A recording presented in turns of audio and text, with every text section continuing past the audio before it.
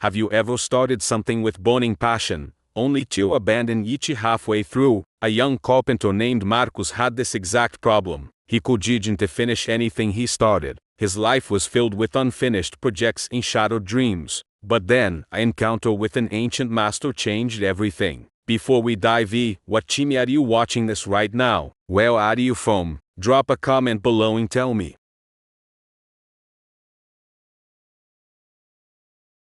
And please, hit that like button and subscribe for more videos like this one. Now let us get into this powerful story that could change your life forever. Once upon a time, in a peaceful village surrounded by green hills and winding roads, there lived a young carpenter. His name was Marcos. He was 28 years old, skilled with his hands, and boasting with creative ideas. But Marcos had one massive problem. A problem that tormented him every single day. He couldn't finish anything. His workshop was crowded with half-finished furniture. There was a chair with only 3 legs, a table without a top, a cabinet with no doors. Every corner held the ghost of a dream he had given up on. When neighbors would ask Marcos, when will that bookshelf be ready, he would smile nervously and say, soon, I just need to work on something else first. But soon never came. His promises piled up like his unfinished furniture, and his reputation in the village began to suffer. His father, a respected carpenter who had taught Marcos everything he knew, would visit the workshop and sigh deeply. My son, he would say, shaking his head, a carpenter is not measured by how many projects he starts, but by how many he finishes. Marcos would nod and promise till do better. Then he would start another project. He would tell himself, this chimney will be different. This chair will be the one I finish. His heart would fill with hope and determination. But the pattern always repeated. Within days, a new idea would emerge, a better design, a more exciting challenge, and the unfinished chair would join the others, gathering dust in the corner. The cycle continued month after month, and Marcos felt trapped in his own pattern. He felt shame, but he couldn't stop the cycle. It was like an addiction he couldn't control. The shame grew with every abandoned project.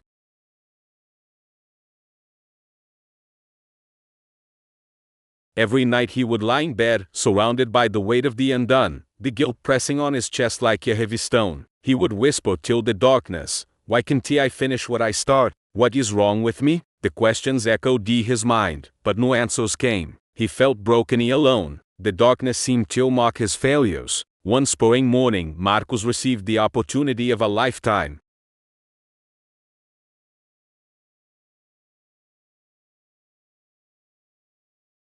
The mayor's daughter was getting married and wanted a special wedding present for her husband, a beautifully hand-carved wooden chest, beautifully one of a kind. It was the kind of project that could change everything. She came to Marcos' workshop. She saw his talent in the unfinished pieces. She said, I know you can create something magnificent. I will pay you well. I need it in 3 months. Her eyes sparkled with hope and trust, and Marcos felt a surge of energy. Marcos' heart leapt with joy. This was his chase. This would be the project that proved he was capable of finishing. He accepted immediately. His mind was already racing with beautiful designs. This chimney would be different, he promised himself. For the first 2 weeks, he worked with passion. The chest began to take shape. The wood was perfect. The carvings were exquisite. Everyone who saw it said, Marcos, this will be your masterpiece. Pride swelled in his chest. He believed that he would actually finish something. But then he saw a beautiful wooden jewelry box project. Just a small project, he thought. Yeli finish it quickly, then Yeli get back to the chest. The familiar voice of temptation whispered in his ear. Just one more thing, it said. You have plenty of chimney. The small project became a medium project. Then another idea came, and then another. His focus scattered in 12 different directions. The wedding chest sat abandoned in a corner. Days turned into weeks, and 3 months passed like water through his fingers. The wedding day arrived. The chest sat in the corner of his workshop, still unfinished. No lid, no lock, half the carvings incomplete. It sat there, like a monument to his failure. Marcos stood at the door of his workshop, listening till the wedding bells ring in the distance. The mayor's daughter hired another carpenter. Marcus lost the job, lost the money, lost his reputation. But worse than all of that, he had lost respect for himself. The pain of this failure was deeper than any before. It wasn't just about money or reputation. He sat on the floor of his workshop, surrounded by dozens of unfinished pieces. And for the first time in his life, he cried, not for failing once, but for failing the same way over and over again for years. Tears came from a deep place inside him, where all his broken promises lived. He looked at his own hands that could create beautiful beginnings but never beautiful endings. He whispered, "I'm tired of being the man who almost did something great." The words hung in the air, heavy with truth and pain. That night, broken and desperate, Marcus walked till the edge of the village, where an old master carpenter named Samuel lived. Samuel was known for two things: his flawless work and his silence. He rarely spoke, but when he did, his words carried the weight of decades. Marcus knocked on the workshop door. Samuel opened it, looked into Marcus' red eyes, and simply said, "Come in." No questions, no judgment, just an invitation to enter. The workshop was small, but incredibly clean and organized. Every tool had its place, every surface was clean. In the center of the room, there was a simple wooden stool, perfect in every detail. The contrast with Marcus' chaotic workshop was striking. Everything there spoke of discipline and completion. Marcus felt both inspired and ashamed. "Master Samuel," Marcus said, his voice breaking, "I can't finish anything. I have talent, I have ideas, but I can't complete what I start." His voice faltered with emotion. "How do you do it? How do you finish everything perfectly?" The question came from his soul. Samuel didn't answer immediately. Instead, he picked up a small block of wood and a carving knife. He sat down and began to carve slowly and carefully. After a few minutes of silence, he spoke. The silence itself was a lesson in patience before the wisdom. "Marcus, do you see this wood?" Marcus nodded, his eyes fixed on the old master's hands. "Inside this wood there is a spoon, but right now the spoon is trapped, invisible." Samuel's voice was calm and steady. "My job is to remove everything that is not the spoon." Each word carried deep meaning. He carved, "I remove one thin layer. If I stop now, all I have is damaged wood. Useless." The wood shavings fell to the floor. Such a simple action, but full of meaning. He carved another layer. "If I stop now, it is still nothing. Just more damaged wood." Another shaving fell. He continued, stroke after stroke, patiently. "But if I continue, if I remove one layer, then another, until the spoon emerges, then I have created something complete, something useful, something valuable." The spoon was beginning to take shape, and Marcus watched in fascination. Samuel looked directly at Marcus.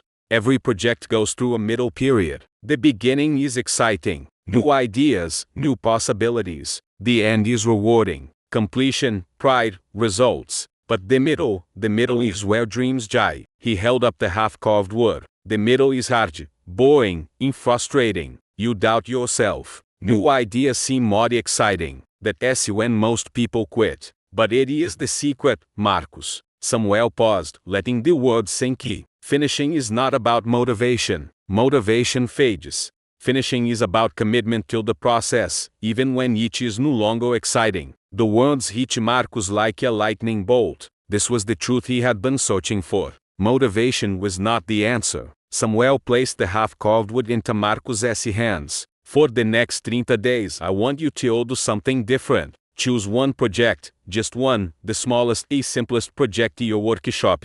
And I want you to make a promise. You will work on this project every single day.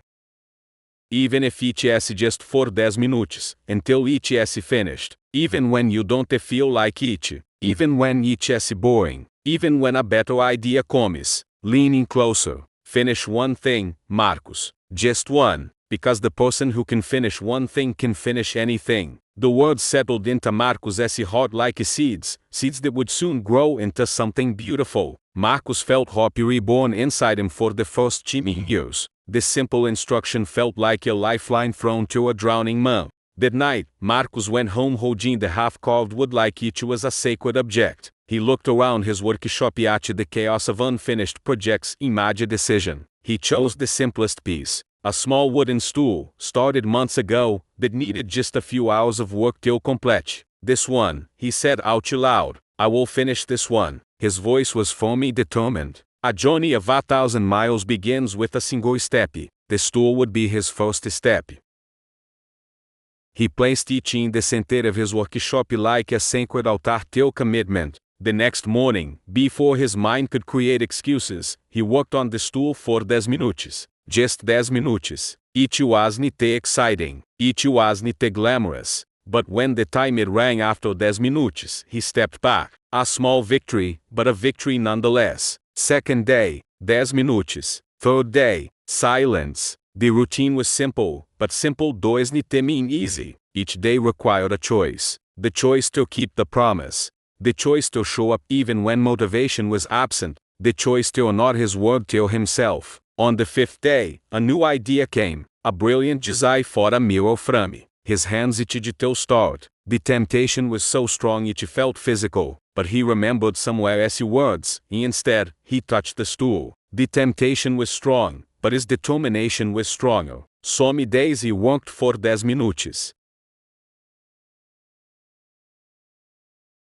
Other days, once he started, he worked for an hour, because momentum carried him forward. But he never missed a single day, rain or shine, tired or energized, motivated or unmotivated. He showed up. Consistency was becoming his new identity. On the 12th day, something shifted. The stool was almost finished. He could see the end. If for the first time in years he felt something he had forgotten. Pride. Not pride in starting, but pride in continuing. Pride in keeping his word. This feeling was different from the initial excitement of beginning. On the 18th day, he sanded the final surface. On the 21 street day, he applied the last coat of finish. On the 23rd day, the stool was complete. Marcos placed it in the center of his workshop and sat on it. It held his weight perfectly. It was simple, but it was finished. Complete. He ran his hands over the smooth surface. Every inch of it told a story of dedication. He felt something break inside him.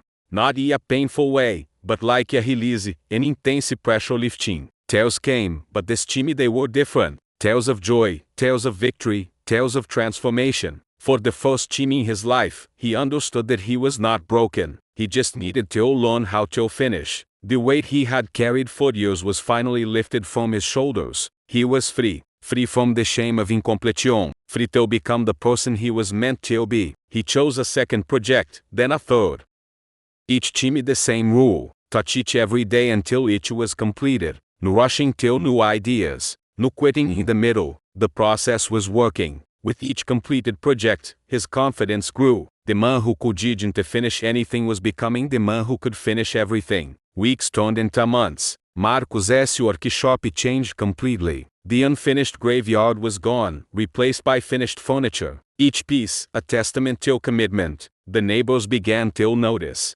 Marcos, what happened to you? They asked, astonishment in their voices. His reputation was being rebuilt, one completed project at a time. 6 months later, the mayor's daughter came back. She had heard about Marcos' transformation. Can you still make the wedding chest for me? She asked. For our anniversary. Her eyes held hope but also uncertainty. Would Marcos be different this time? Could he actually finish what he started? Marcos smiled. Yes, this time I will finish it. His voice was firmly confident. He knew he could do it. He had already proven it to himself dozens of times. And he did. The chest was magnificent. Better than anything he had ever created, because it was built not just with skill, but with dedication. My friend, Marcos' story is not just about carpentry. It is about you. It is about me. It is about all of us. We all started something with passion, only to leave it unfinished. We all have unfinished dreams gathering dust somewhere.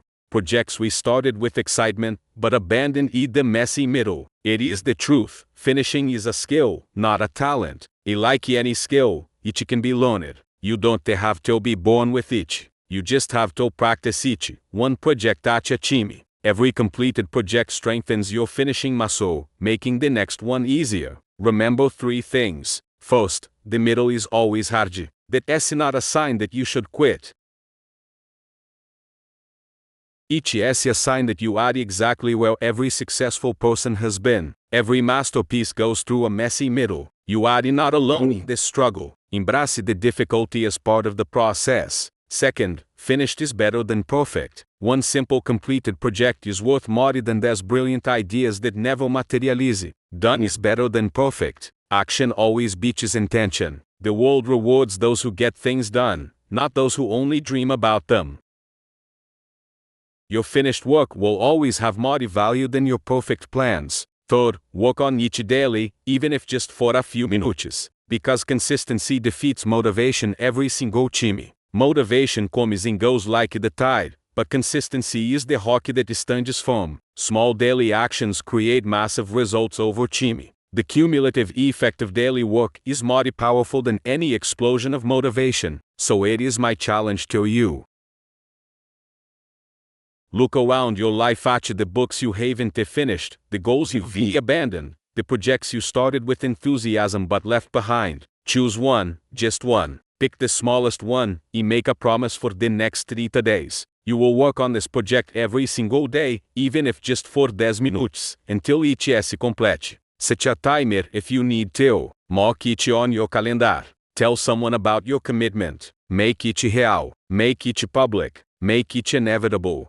Because accountability transforms intention into action, action transforms dreams into reality. Because the moment you finish one thing, you prove to yourself that you can finish, and that changes everything. That proof becomes the foundation for all future success. You are not a person who can finish things. You are a person who has yet learned how to finish. But that changes today. Today is the day you become a finisher. Today is the day you take your power back. Today is the day you prove to yourself what you are truly capable of. The next 30 days will transform you if you commit to this simple practice. 10 minutes a day, one project at a time, until completion. If the story gave you the push you needed to finally finish something, hit that like button and share this with someone who also has dreams gathering dust. Drop a comment below telling me what project you are going to finish in the next 30 days. Let us hold each other accountable. I'll be back with another story to continue your growth journey. Until then, remember, stop starting new things and start finishing them.